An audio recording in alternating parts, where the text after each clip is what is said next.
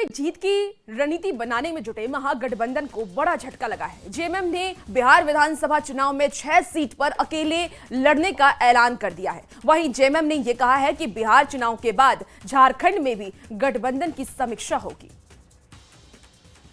हमने कहा कि हम लोग समीक्षा करें चुनाव के बाद। कई दिनों से हिचकोले खा रहे महागठबंधन का एक हिस्सा बनते बनते टूट गया। जेएमएम ने महागठबंधन से अलग राह का ऐलान कर दिया है। जेएमएम ने गठबंधन के साथ चुनाव लड़ने से इनकार कर दिया है। प्रेस कॉन्फ्रेंस कर पार्टी महासचिव ने इसका ऐलान किया। जेएमएम ने बिहार में 6 सीटों पर चुनाव लड़ने का ऐलान किया है और कहा कि ये संख्या बढ़कर 10 तक हो सकती है।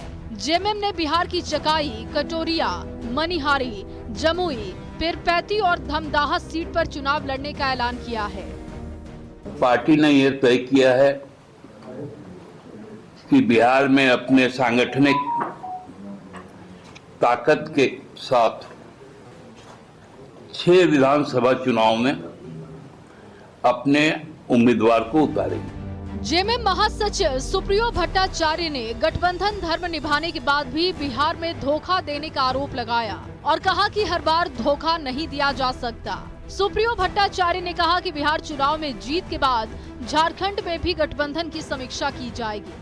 हमने कहा कि हम लोग समीक्षा करें चुनाव के बाद। सब कुछ बर्दाश्त कर सकते हैं, लेकिन आत्मसम्मान के साथ समझौता नहीं कर सकते। बिहार में एक ओर कांग्रेस, आरजेडी, वीआईपी और लेफ्ट की पार्टियों के बीच 10 से ज्यादा सीटों पर फ्रेंडली फाइट की स्थिति बनने से गठबंधन की गांठ कमजोर होती दिख रही थी कि जेएमएम ने अलग से चुनाव लड़ने का ऐलान करके महागठबंधन को इस चुनाव का सबसे बड़ा झटका दे दिया है। और ऐसे में टूट रहा महागठबंधन एकजुट एनडीए का कितना मुकाबला कर पाएगा, ये देखना होगा। रांची से संवाददाता गौरव झा के साथ ब्यूरो रिपोर्ट, न्यूज़ 18।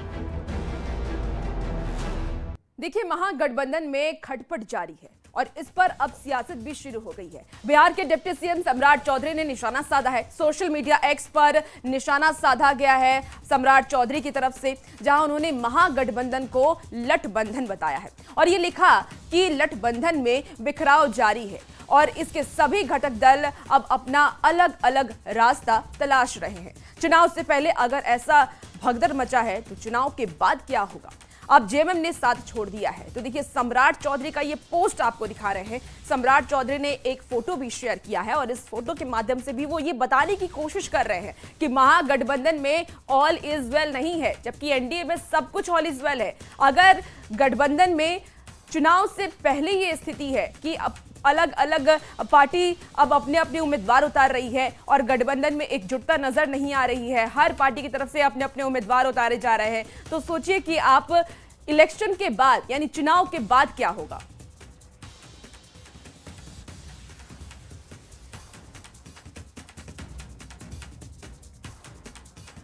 देखिए, महागठबंधन में सीटों की शेयरिंग को लेकर के मंत्री नितिन नवीन ने भी निशाना साधा। उन्होंने कहा कि महागठबंधन के लोगों की नीति और नीयत दोनों ही ठीक नहीं है, वो एक दूसरे को ठगने में लगे हुए हैं। मानता हूं कि जिसकी नीति और नीयत सही नहीं हो वो गठबंधन कभी चल ही नहीं सकता। वो सब एक दूसरे को ठगने में लगे हैं। मैं यही मानता हूं कि जिसकी नीति और नीयत सही नहीं हो वो गठबंधन कभी चल ही नहीं सकता। वो सब एक दूसरे को ठगने में लगे हैं।